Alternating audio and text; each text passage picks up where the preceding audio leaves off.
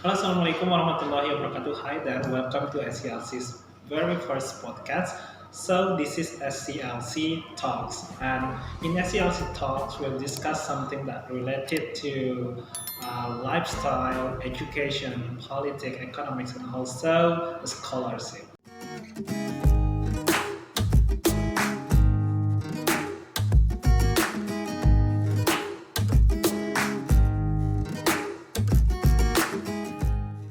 And today I have a special guest that we're talking about a scholarship. And if you are a scholarship hunter, so this is her. She will inform us and tell us about a scholarship. And please welcome Nining. Hi. Okay, Nining, welcome to Yeah. SLC. Yeah, thank you very much for inviting me to come here. Sure, okay.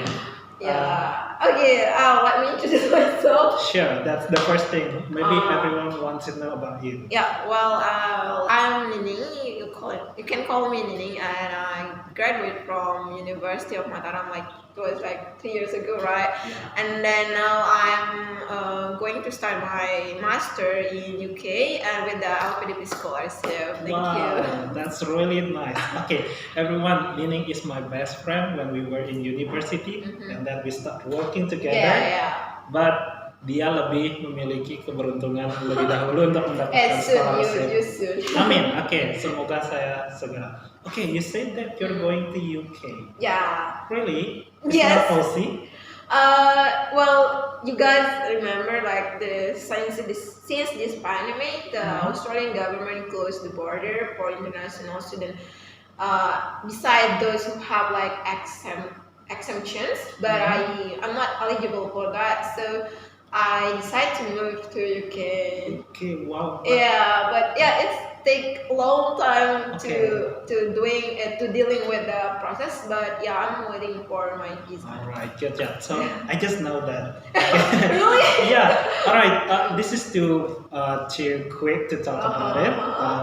But everyone, this is Nining. Nining, welcome to SCLC Yeah. Talks. Yeah, thank you very much. The first question that I want to ask you: how's your feeling that you got a scholarship? Well, well, like at the time, I still remember that I don't know, like actually I already prepared for the best and the worst case. So when I know that I passed the selection, and then well, I'm very grateful because yeah, well, I'm like one step closer to my dream, and I was like crying, crying, yeah, and then my father said, "What happened? Why you crying?" And, oh well, I passed it. Oh, okay. And then my father was like, say, yeah, he's grateful because of that, and all of my family. Sure, me too. I'm really proud of it. Okay, because we do the same selection Yeah, at yeah, the yeah, time. yeah. We are like a LPDP fighter at Yeah, the we time. are LPDP fighter at the time, but you're lucky, and me still struggle till now. So banyak orang mungkin yang nggak tahu nih, mungkin melihat proses ataupun melihat hasil sekarang ini, mungkin banyak orang yang nggak tahu proses yang sudah Nining lakukan. Jadi menurut saya Nining ini orang yang cukup cepat ya dapat scholarship, lulus di tahun 2018, 2009 sekali lamar langsung sudah lolos ya. Tapi kita mikirnya bahwa itu sangat beruntung ataupun prosesnya sangat singkat gitu kan dibandingkan teman-teman yang lain yang katanya ada yang sampai 10 kali melamar ya. Nah, Nining nih kok bisa sampai secepat itu gitu. We're talking about like getting it like faster than others. Like well, we couldn't compare ourselves to others, but yeah, you're right, and many people like got it after many times trying, but lucky me, I got it in my first trial. Well, at the time I just like actually I know about the LPDP since my my third semester. It means like my second year at university. So since then I try to look for the information regarding to this scholarship and others who make me what do you call it, possible to go abroad, because I don't know, I just like in my circle at the time in university, they are like going somewhere for study, this country and this country. And I, oh, can I do that? Alright, so And asking myself, but yeah, of course, like during this, like my second year at university till I graduate, of course, I feel like, you know, oh, it's impossible or something like that. But yeah, at the end, I decided to try. And actually, I always remember one of my seniors says that you need to keep updating the policy or the regulations, aturan-aturannya LPDP itu, karena dia bilang akan berubah setiap tahun sesuai dengan kebutuhan. Nah, ya jadi at the time kayak I was like wondering about like there was like focus group discussion, and at the time I'm not good at like speaking English and I was afraid. But lucky us, right? And in 2019 ketika kita tes itu udah nggak ada seleksi itu, FGD-nya dihapus, kemudian diganti dengan dua jenis wawancara itu. And I'm very confident with the wawancara kebangsaan because I like this topic. And actually I'm always like following Indonesian hot issue because my father like watching news every day. So even though I don't watch, I could hear, you know, the television is like just in front of my room. And jadi isu-isu terbaru itu dapat gitu ya. Iya, jadi kayak and beside that perjuangannya kayak ya udah karena aku udah tahu mau ngapain setelah lulus, ya of course prepare untuk pertama harus S2 ke luar negeri. Dan selain itu aku juga mikir untuk mendapatkan beasiswa ini belajar dari pengalaman orang-orang sebelumnya yang udah pernah cerita. Misalnya aku ikut seminar atau talk show, mereka bilangnya it takes time, gak bakalan instan gitu dalam waktu yang cepat kan. Jadi aku juga punya plan B, walaupun apply beasiswa juga harus tetap kerja kayak gitu loh. Nah jadi ya udah sambilan dan lucky ini LC sebenarnya build semangat lagi untuk study abroad. Sebenarnya pas udah selesai kuliah balik ke sini tuh kayak udah kehilangan circle itu, and then Tina contact me to join SCLC and meet everyone in SCLC. Well, I think I need to do this. Benar, karena dulu itu kita berpikir bahwa wah di Sumbawa itu emang jauh banget vibes-nya vibes-nya dengan di Mataram. Jadi banget. kita berpikir nanti ketika balik ke Sumbawa bisa nggak ya kita itu continue dengan apa yang kita lakukan. Bener banget. Tapi alhamdulillah ya. Oke nih, jadi sebenarnya Nining ini bukan instan ya, sebenarnya sudah ada preparation dari ketika kuliah. Right. So teman-teman jadi teman-teman bisa mulai start from ketika di sekolah ataupun mulai dari ketika sudah di universitas ya. Ning, jadi kan Nining dari tadi mention that Nining berada di circle orang-orang yang luar biasa ya ketika di kampus. Nah, mungkin teman-teman bertanya, Nining nih lulusan mana dan kuliah apa? Coba bisa diceritakan ke teman-teman sedikit. Ya, jadi sebenarnya saya adalah lulusan dari Universitas Mataram, jurusan pendidikan bahasa Inggris sama dengan Mr. Roni. Yes. So at the time I just join like what do you call it, like student club UKM di kampus, dan itu UKM-nya fokus ke bahasa Inggris. Jadi waktu itu sebenarnya alasannya cuma kayak karena kita jurusan bahasa Inggris, jadi kita harus kayak ngikutin UKM yang related sama jurusan kita supaya kita bisa ngembangin gitu loh apa yang kita dapat di kampus biar ada pengalaman buat dunia kerja. Itu sih awalnya aku. Jadinya ketemu dengan circle-circle tapi orang yang nggak nyangka di situ orang-orang ini ternyata I never expected meet these people. Kayak gitu.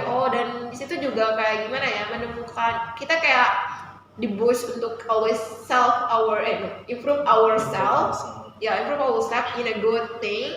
Apapun yang kita tekuni, mau beda sama jurusan kita, mau linear, tapi kalau kamu mau tekuni kayak gitu, just do it kayak gitu. Jadi itu lingkungan yang sangat mendukung. Nah, tapi kalau misalnya teman-teman nggak seberuntung kita ada di lingkungan itu, sebenarnya bisa aja kayak walaupun circle kalian ya, teman-teman di real life-nya nggak seperti itu, tapi kalian punya keinginan seperti itu, ya di sosial media sekarang banyak. Jadi benar. sometimes ya ada orang yang nggak terlalu percaya sama apa postingan kayak quotes di sosial media, tapi at the time I really sangat percaya dengan quotes itu karena rasanya kayak follow misalnya tentang akun yang Itu memotivasi. iya, akun sosial media yang share tentang scholarship, tentang mereka yang udah di luar itu kan Iya. karena kita scroll tiap hari terus lihat itu buat kita kayak dekat gitu sama orang-orang yang kayak gitu. Jadi ya kita tetap konsisten dengan apa yang kita lakukan kayak gitu. Nah, jadi iya. Okay, so Ning, this is mungkin this is a very basic questions. Mungkin dulu pas interview LPDP juga you got this questions. What motivates you to continue your study to gila gitu ya kita dari terpelosok begini punya mimpi ke luar negeri. So apa yang menjadi motivasinya Ning gitu? Ya sebenarnya I found myself nggak tahu kenapa dulu tuh udah kayak interested in education dan kemudian sampai ambil jurusan pendidikan juga karena ya emang dilihat emang pendidikan di Indonesia tuh emang nggak apa ya masih di bawah yang rata-rata yang lain gitu loh. Terutama kita daerah kita sendiri dan aku realize kayak gitu pernah juga ngelakuin pengabdian di daerah terpelosok di semua itu dan saya juga even aku juga misalnya mereka jarak kita bisa dibilang masih satu kecamatan tapi gapnya itu inequality ini pendidikannya itu udah beda banget kayak gitu dan dari situ aku mulai mikir oke, kalau misalnya karena kalau aku misalnya cuma graduate dari pendidikan sarjana SPD di Unram kayaknya kesempatan aku untuk mewujudkan persamaan di dunia pendidikan itu kayaknya agak sulit. Jadi karena apa? Kayak kita masih lack of networking or something like that. Jadi kalau misalnya bisa ke luar negeri nanti kan bisa kayak punya networking dari international fellow kayak gitu kan, atau teman-teman lain dari daerah lain di Indonesia. Jadi kayak itu networking tuh benar-benar kayak gitu membantu sangat important. That's why dan kualitas pendidikan di sana juga kan jauh lebih bagus daripada di Indo dan dengan harapan ketika kita pulang kita punya insight terus kita bisa apply di sini. I know it's quite complicated to make it come true, but at least we are trying even from the small from the small circle kayak kita di SLC atau misalnya lingkungan kita di Sumbawa ini kayak gitu. Benar. Oke, ngomong-ngomong ini balik lagi ya pertanyaannya ke dunia kampus. Ngambil jurusan apa? Di UK gitu ya? Oh, di UK, for master. Yes. Well at the time karena I was interested karena sebenarnya jadi sebenarnya aku tuh kayak interest juga sama teknologi. Jadi kayak gimana sih karena udah kecemplung di dunia pendidikan. Jadi bagaimana kayak combine teknologi sama pendidikan. Dan gimana pengaplikasiannya di dunia pendidikan why not take technology in education atau kalau di sekarang karena setiap kampus namanya beda-beda ya. Dulu waktu yang di Monash kan itu. Iya. Kalau di UK sekarang itu beda-beda lagi, tahu beda kampus. Nah kalau di kampus yang aku terima itu di University of Bristol, dia Master of Science of Education, Learning, Technology, and Society. Kayaknya lebih wide ya. And I compare the syllabus. The course. Of course I needed to do that to apply for the transfer. And then even though it's only 1 year, but it's more complicated. Terus ada lagi di Manchester sebenarnya beda lagi jurusannya, di Exeter beda lagi, jadi kayak beda-beda. Jadi sekarang udah fix keterima di Bristol University. Ya udah, sekarang lagi nunggu yang namanya CAS, Certificate of kayak surat udah keterima gitu loh. Jadi berangkat kapan nanti? Insyaallah September. Juli, Agustus. 2 months. So maybe I don't know. This is gonna be our last meeting. Jadi I will say thank you so much for coming to SLC. Alright, so there's still so many questions I want to ask you. Selanjutnya nanti kita akan bicara soal. Tadi kan sudah bicara soal soal background dan juga universitasnya Nining. Mungkin teman-teman di sini juga akan pengen banget dengar proses apa aja sih yang Nining lalui di seleksi beasiswa LPDP itu, mulai dari yang pertama sampai yang terakhir ada berapa step nih? Ini yang 2019 ya Ning ya? Iya, jadi pada tahun 2019 ya kan awal itu ada 2 batch. Ya. Batch pertama itu ya sekitar April sama Juli gitu ya kan. Kemudian kita apply yang batch 2 karena berbagai pertimbangan. Iya, benar. Ya kita apply di batch 2. Nah di batch 2 itu agak beda sama yang batch pertama. Karena yang pertama itu kalau nggak salah mereka ada kayak beda yang dapat LO sama enggak sih? Iya enggak ya. Iya. Nah, aku agak sedikit lupa nih. Iya betul. Jadi kayak waktu 2019 tuh kita ya udah ngikutin administrasi itu masih bisa daftar, deadline-nya sampai September awal ya. Nah habis itu, perlu diperhatikan di administrasi ini teman-teman harus kayak apa ya, make sure jangan ada sampai kesalahan sedikit pun, typo dan sebagainya. Upload semua dokumen dibutuhkan, atau misalnya yang punya sertifikat TOEFL atau IELTS jangan sampai expired. Benar. Ya jangan sampai expired dan harus benar-benar kayak asli gitu loh, jangan ya macam-macam. Oke.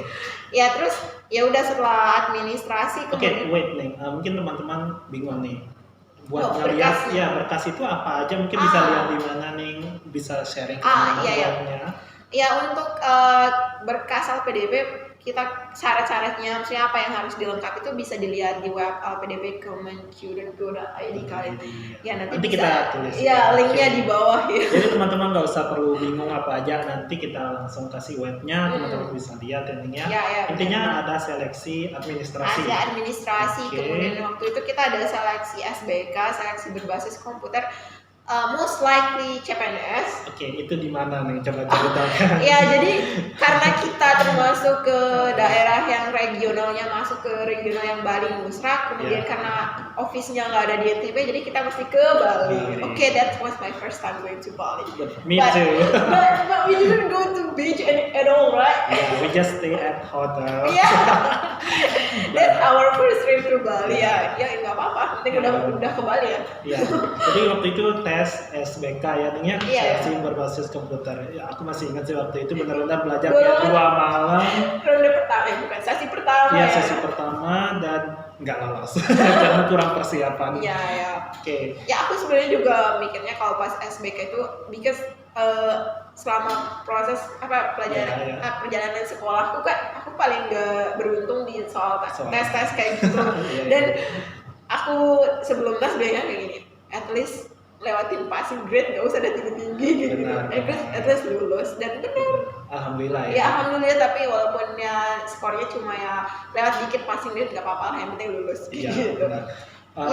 SBK itu kayak CPNS, berarti soal-soalnya nanti juga teman-teman bisa lihat ya di web-web di Google banyak. Ya sebenarnya waktu itu aku belajar pakai buku CPNS. Belajar pakai CPNS? Karena aku punya kan, tapi aku tuh mostly belajarnya bukan yang matematik karena ya aku udah pusing duluan.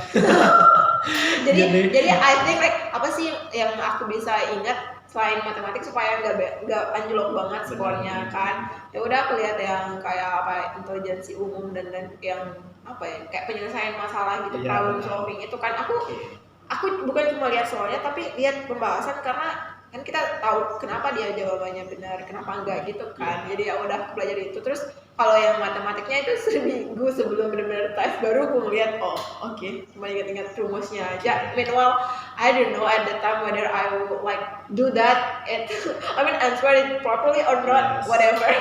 Oke. Jadi intinya tadi ada seleksi administrasi ya, berkas-berkas itu benar-benar harus. Iya. Nanti waktu SBK itu juga kita ada ditulis ada essay on the spot ya. Jadi kayak nulis essay. Iya benar ya. Iya, tergantung apa ya.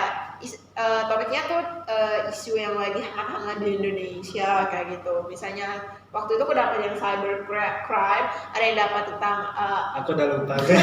Ada yang dapat tentang dana desa, penyalahgunaan dana desa, terus BPJS dan segala macam. Jadi teman-teman harus update karena ini beasiswanya dari negara, jadi kita harus update dengan apa yang terjadi di negara kita. Gitu. Benar, oke. Selanjutnya nih, tes apa setelah lulus SBK? Nah, lulus tes apa lagi? Ya karena kita beruntung banget kemarin karena dapat sesi terakhir ya. Jadi kayak nggak nunggu lama buat pengumuman, kayak cuma seminggu habis itu pengumuman. oh ya oke lulus interview. Nah interviewnya tuh ada 2. Interview kembali lagi. Iya kembali lagi. Jadi kita harus kembali 2 kali teman-teman ya. Iya kembali 2 Iya. kali. Terus interviewnya ada 2. Yang pertama kita waktu itu sebutnya cuma kayak wawancara 1 untuk yang study kita dan kayak apa sih akan kita lakukan in the future something like that. Kemudian wawancara keduanya tentang wawancara kebangsaan. Kita sebutnya wawancara kebangsaan karena ya terkait dengan apa yang terjadi di Indonesia, Pancasila, NKRI, kemudian yang pokoknya isu-isu rasisme di Indonesia. Sebenarnya yang ditanya tuh lebih ke pendapat kita aja sih, jadi nggak terlalu takut. Teman-teman yang kan udah punya background tentang kasus ini jangan sampai blank, nggak tahu sama sekali aja kayak dari pendapat kita kayak gimana sih caranya kita menghadapi atau apa ya sih namanya interviewer. No. Kayak bereaksi tentang apa yang terjadi di masyarakat kita kayak gitu loh. Kayak misalnya kemarin tuh bahkan ditanyain misalnya jika kamu jadi pemimpin di suatu perusahaan terus kamu bawahanmu undang kamu ke acara Christmas kayak gitu. What should you do kayak gitu. Then what is your answer? Aku bilang karena itu jabatanku aku kan pergi tapi sebagai kayak invitation yang kayak biasa aja, nggak karena aku muslim kan beda kayak gitu. Jadi kayak sebagai invitation aja bukan karena misalnya related to agama, karena pekerjaan kayak kita harus profesional. Dan juga tuh ditanyain misalnya kalau dapat donor darah dari yang non muslim something like that, you know. And I said, well itu kayak maksudku of course like we eat different kind of food, but ini masalahnya urgensinya gimana ya, karena di dalam Islam sendiri kita disuruh kayak mementingkan apa ya namanya, apa sih istilahnya tuh? Nanti aku bisa cut kok. Iya, pokoknya kepentingan orang lain. Iya, bukan apa sih kayak kehidupan dulu, menyelamatkan nyawa orang dulu, baru mikirin yang lain. Karena gimana orang ini udah sekarat, terus kalau misalnya nggak mau nerima itu kan, jadi malah kita kan jadi lebih berdosa yang nggak nerima itu. Kayaknya teman-teman itu banyak yang juga pengen tahu banget tips dan trik lolos wawancara itu ya, karena itu seleksi terakhir ya. Iya benar banget. Ini persiapannya dulu untuk wawancara itu apa aja gitu, dan terus apa yang dipersiapkan? Sebenarnya dari pembicara kita kan kayak punya kalau misalnya kita ikut seleksi kayak gini, mending kayak grup-grup gabung ke grup-grup yang mereka yang sama-sama ikut sama-sama berpartisipasi supaya kita kayak ada insight, nanti mereka share juga. Terus terus kita kayak ada teman, merasa ada teman gitu, kita sama-sama berjuang. Tapi sebenarnya jangan anggap ini kompetisi sama yang lain, karena kita tuh berkompetisi sama diri sendiri. Bagaimana kamu prepare itu kan kita kompetisi sama diri sendiri kan.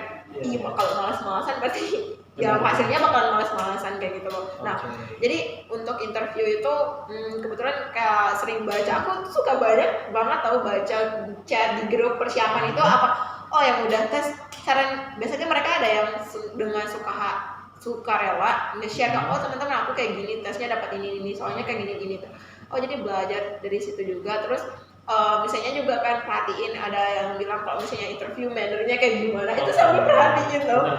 At the end udah lupa deh nanti kalau banget, at least I prepare kayak gitu. Terus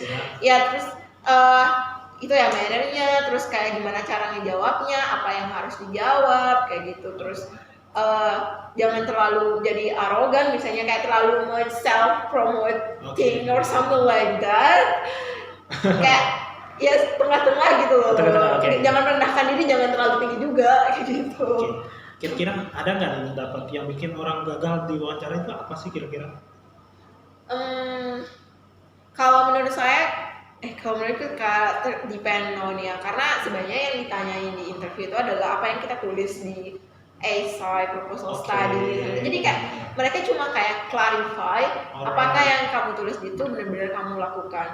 Dan karena di sana sebenarnya juga yang bikin orang kayak agak nervous, karena kita tahu salah satunya psikolog. Alright. Karena psikolog. Iya, aku dulu ditanya juga sama psikolognya kayak gitu. Sebenarnya ditanyainnya kayak bisa pas wawancara 1 tadi, kan kita di form itu nulis kayak ekstrakurikuler atau organisasi yang kita ikut, terus dia tanya dilihat mungkin karena waktu itu aku ngikut 2 yang paling banyak kelihatan di situ, terus dia suruh beliau suruh pilih kamu mau ngomongin yang mana, aku bilang cuma ditanya kayak kamu terus waktu itu intinya ya kalau misalnya yang organisasi itu aku sadarnya, maksudnya I realize that mereka tuh bukan cuma salah satunya, mereka pengen tahu kalau kita tuh bagaimana cara kita problem solving dari masalah yang kita temuin. Waktu itu dia tanya, kamu di sini perannya jadi apa kayak gitu. Aku kasih tahu kan, berarti fasilitator gue. Terus kamu pernah nemuin satu masalah nggak sama program itu? Terus bagaimana kamu sama yang lainnya work untuk membuat itu tetap jalan kayak jadi jadi kayak mereka problem solving ya salah satunya kayak gitu. Problem solving ya. Iya, dan leadership. Jadi ini juga. catat teman-teman ya. Leadership juga ya. Problem solving, leadership. Yeah. It's very detailed explanation ya guys.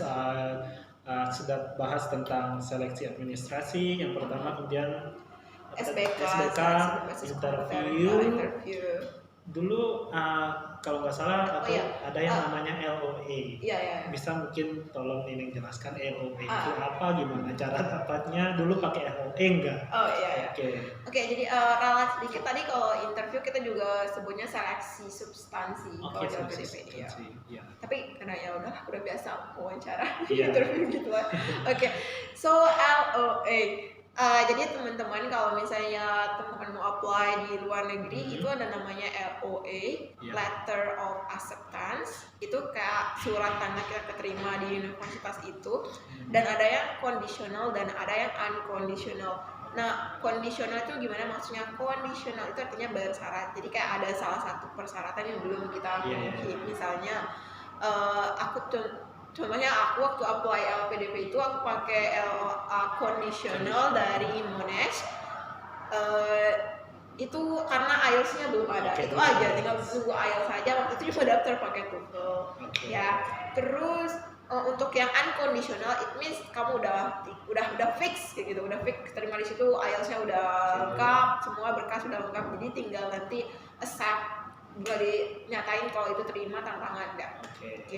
Nah, itu jadi mungkin kalau kebingungan bisa di searching juga ya. Jadi ngedaftar LPDP itu nggak harus ada LOA ya ininya. Tapi itu jadi pertimbangan. Itu jadi pertimbangan penting karena kenapa? Jadi kalau kalian udah punya LOA, it means kamu kayak udah benar-benar serius, bukan maksud yang lain gak serius, cuma kayak kamu setidaknya udah ada nilai plus, udah ada modal awal kayak gitu. One step. Sudah lebih melangkah daripada yang lain kayak gitu. Karena udah keterima kampusnya. Jadi kayak tinggal nunggu beasiswanya aja, jadi tinggal belajar kayak gitu kan. Lebih cepat lebih baik. Ngomongin soal LOA, kan ini waktu daftar nih belum dapat LOA. Udah dapat ya? Udah. Tapi yang kondisional. Belum dapat IELTS. Untuk dapatin yang unconditional itu bagaimana prosesnya nih? Kita dari awal aja ya untuk LOA. Kalau misalnya ke luar negeri untuk negara kayak Australia, UK, United Kingdom, sama Kanada, kita bisa ada banyak konsultan pendidikan kayak bukannya mau promote IDP atau nggak endorse ya, karena mereka tuh benar-benar ngebantu sih. Karena ngebantu sampai persiapan, sampai visa mereka ngebantu. Jadi kan mereka bisa bantu kamu apply dan ini free teman-teman. Jadi benar-benar kita itu di guide di IDP ada Sun Education juga, jadi terserah aku pilih yang mana preferable. IDP itu ngebantu aku nge-apply di Monash, kemudian aku nge-apply di 2 kampus di Australia waktu itu dan dua-duanya dapat conditional LOA.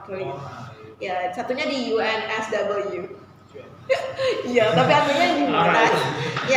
Nah itu kan dan dokumennya kalau misalnya kita daftar di kampus luar negeri itu menurutku itu lebih mudah lebih sulitnya cuma karena IELTS. Maksudnya kalau di Indo kan ada tes tulis gitu masih. Nah kalau di sana nggak ada, cuma submit dokumen.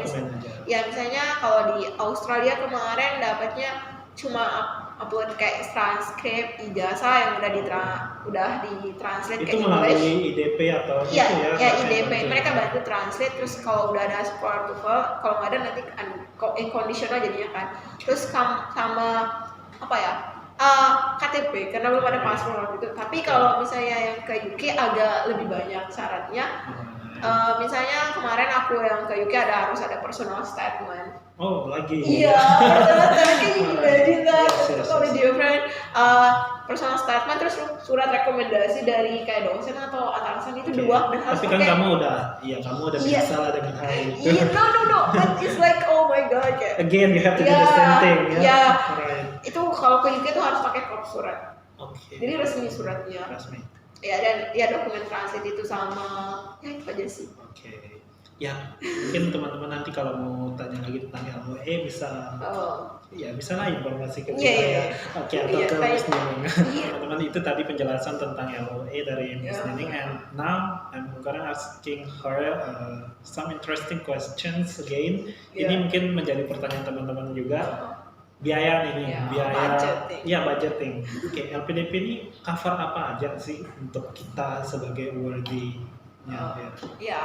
Yeah, so actually untuk keseluruhan beasiswanya LPDP mengcover tiket pulang pergi accommodation Oke, ke negara tujuan dari asal kamu dari misalnya kalau kita di Sumbawa dari Bandara Sumbawa sampai tiba misalnya nanti di Bristol itu di cover Oke. sama LPDP dan maskapainya mereka yang pilih dan mereka selalu pilih maskapai yang elit. Oke, alright, maskapai. Ya elit, cuma dilarang SQ aja, Singapore Airlines. Alright. Ya kira terlalu udah Iya. high class. Oke. Oke, yang kedua itu yang pertama itu transportasi ya, terus Oke. akomodasi.